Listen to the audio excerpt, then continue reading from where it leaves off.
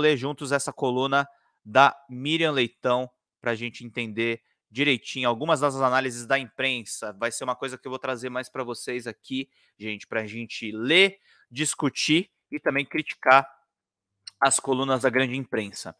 Bolsonaro justifica movimentos populares e fala em injustiça do processo eleitoral. Com pronunciamento, primeiro pronunciamento do Bolsonaro, o presidente confirma sua omissão diante do crime cometido por seus seguidores. E isso é crime, diz a Miriam Leitão. Vamos lá. Jair Bolsonaro se pronuncia pela primeira vez 48 horas após a sua derrota nas eleições. O presidente Jair Bolsonaro em nenhum momento reconheceu a derrota ou cumprimentou o vencedor, o presidente eleito Lula, e estimulou movimentos ao dizer: os atuais movimentos populares são fruto do sentimento de injustiça sobre como se deu o processo eleitoral. Apenas pediu que eles fossem pacíficos. Agora ele pediu para desarticular. Como se pode fazer bloqueios pacíficos de estradas? Isso ele não explica. O presidente condenou as invasões, mas de forma terceirizada e sem pedir em momento algum que as vias sejam liberadas. Ele fez isso num segundo discurso, para ser justo aqui com a coluna da Miriam Leitão. Quando disse que os nossos métodos não podem ser os da esquerda, que sempre prejudicaram a população, como invasão de propriedade, destruição de patrimônio e cerceamento do direito de ir e vir, ele mostra duas coisas. Permanece no palanque, jogando acusações sobre os adversários e, ao mesmo tempo, está passando a mão na cabeça de quem está hoje, neste exato momento, impedindo de forma violenta o direito de ir e vir de milhões de pessoas. Bolsonaro, com esse pronunciamento, confirma sua omissão diante do crime cometido pelos seus seguidores. E isso é crime. A Miriam Leitão, que é a voz da Globo, uma voz conservadora, está dizendo que o Bolsonaro está cometendo crime nessas falas logo após as eleições de 2022. Vamos então para uma outra coluna do Eugênio Butti, lá do jornal Estado de São Paulo, para a gente refletir também sobre esses discursos do Bolsonaro e sobre esses extremistas que ele deixou na rua. Vamos acompanhar aqui: cachorro morto que late e morde. Eugênio Butti é jornalista e professor da ECA USP. Eugênio Butti escreve quinzenalmente na seção Espaço Aberto. Nada no discurso de terça-feira nos autoriza a acreditar que o preterido tenha se conformado com o desfecho da disputa eleitoral. O discurso que o incumbente derrotado leu na terça-feira à tarde foi um soco na cara da democracia. Mais uma vez ficou provado, letra por letra, a índole fascista do governante que ainda dá expediente no Planalto. Olha, é muito séria essa coluna. O Butti é um dos caras que passou pano para o golpe contra Dilma Rousseff em 2016. E ele está chamando claramente, tudo bem que ele é um professor de comunicação, o Bolsonaro de fascista. Índole fascista do governante que ainda dá expediente no Planalto. Vamos seguir aqui com a leitura. Em sua fala enfesada, o chefe de Estado insultou o próprio Estado e questionou a lisura das eleições. Foi uma afronta inaceitável. É verdade que o governo vai se desfazendo aos poucos, o que deixa prevalecer a sensação de que o presidente, ainda que a contragosto, não tem base para reverter o resultado das urnas. O vice-presidente Hamilton Mourão, que até já convidou Geraldo Alckmin, seu sucessor, a conhecer o Palácio do Jaburu, vem dando seguidas declarações de que não há o que fazer a não ser aceitar a derrota. O ministro Ciro Nogueira insiste em dizer que dará início à transição com o novo governo e, como gosta de ressaltar, conta com o apoio do chefe para passar o bastão aos que chegam. Arthur Lira, presidente da Câmara dos Deputados e bolsonaristíssimo, pelo menos até domingo passado, logo correu para cumprimentar Luiz Inácio Lula da Silva.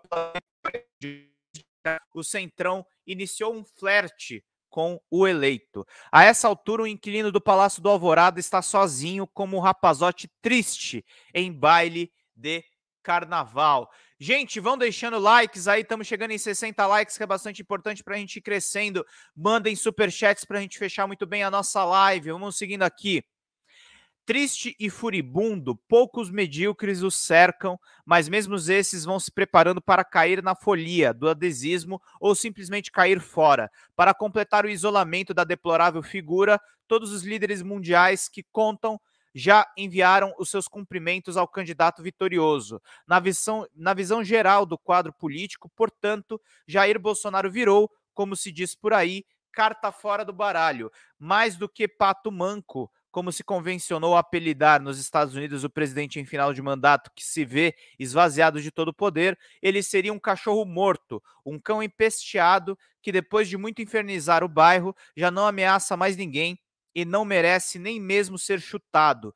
Enfim, a agenda mais sensata agora seria virar a página e tocar a vida adiante. Deixe-se o vencido para lá e bola para frente. O raciocínio parece impecável, cristalino, a não ser pelo fato de que está errado. Ser tolerante com os crimes do bolsonarismo neste momento seria pura irresponsabilidade. Olha só, as figuras da mídia tradicional estão pedindo que Bolsonaro pague pelos crimes que ele cometeu. Vamos seguindo na leitura. Para quem tem dúvida, basta voltar no discurso de terça-feira, o tal qual, depois de 44 horas de espera, desde que foi proclamado o resultado eleitoral, durou apenas 2 minutos e 3 segundos. O pronunciamento foi, repita-se, uma afronta. Nada nele nos autoriza a acreditar que o preterido tenha se conformado com o desfecho da disputa. Nas palavras lidas, não há nenhuma que enalteça a democracia, a justiça eleitoral, a alternância de poder. Nada. A fala foi um chamamento, ainda que tíbio e covarde, à sublevação e à ruptura, mais uma convocação para golpe. Ministros do Supremo disseram que, na reunião que tiveram com o perdedor na mesma terça-feira, ele teria, a certa altura, pronunciado o verbo acabar, no pretérito perfeito. Acabou, ao se referir das eleições. Acabou.